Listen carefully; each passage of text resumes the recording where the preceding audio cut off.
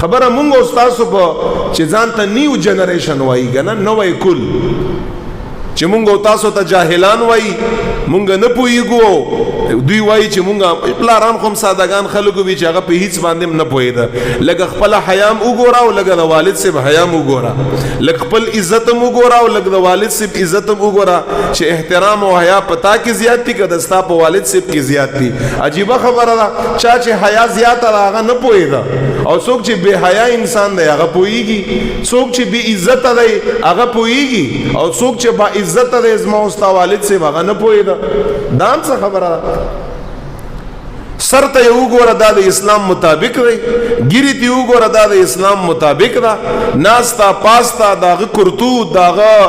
اٹھنا بیٹھنا د هغه الیک سلیک د هغه ارشه درشه چې زمونږ او ستاسو د معاشرې څه شی دی ستا په هغې نظر اچولی هغه ذمہداري تا سره کړې نه ته څنګه والد ته څنګه مربي ته څنګه تربیت کوونکی ته څنګه پرورش کوونکی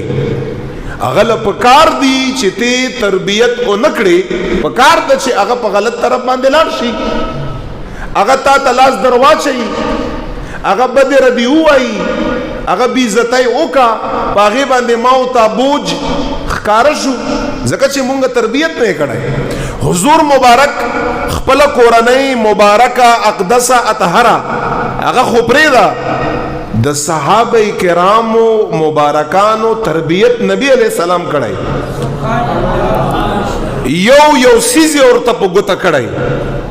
غلطي ته یا غلطي ویلې ده په نیکۍ کار باندې د هغې اپریشیټ کړی د هغې تعریف یې کړی هغې له شاباشۍ ورکړی د هغه حوصله افزایي یې کړې په غلط کار باندې د هغه تربیت کړی هغه ته ثابته کړي چې بچی دا کار څه دی دا غلط دی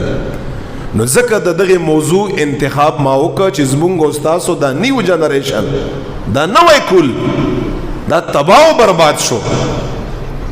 دا په غلطه طریقه باندې روان دی نن علماو پسې ګړیږي خبرې کا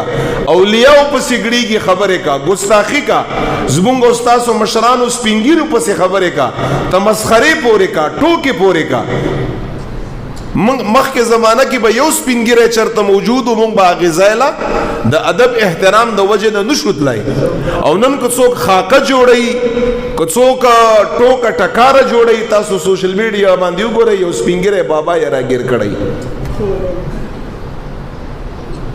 خدای خاطر وکړئ دا ممبر خو صرف دې دپاره نه دی چې زه راشم او خانه پوري ده او سبحان الله تاسو لاړ شئ لږ دلته څه شی زده کړئ دین زده کړئ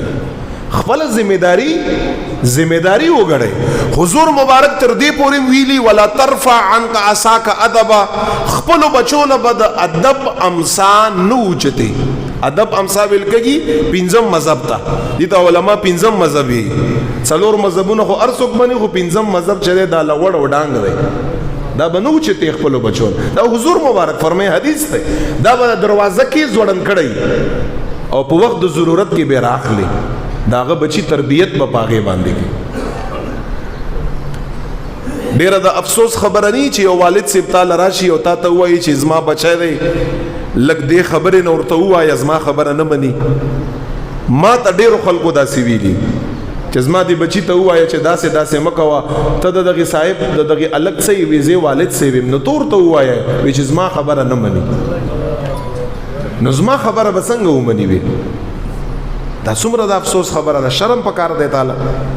به حیثیت والد دستا خبره نه مني خدا خو ښکاره خبره شوه چې ستا خپله ذمه فارغه کړې نه ده تا تربیت نه کړی نو دی وجه نه خدا را دا معاشره د انسانانو معاشره ده د مسلمانانو معاشره ده د اهل ایمان معاشره ده راځئ زه یو څو مثالونه در کوم او تاسو اغینا اندازه ولګوئ چې محبوب کریم آقا علیہ السلام څنګه کمال کړی دی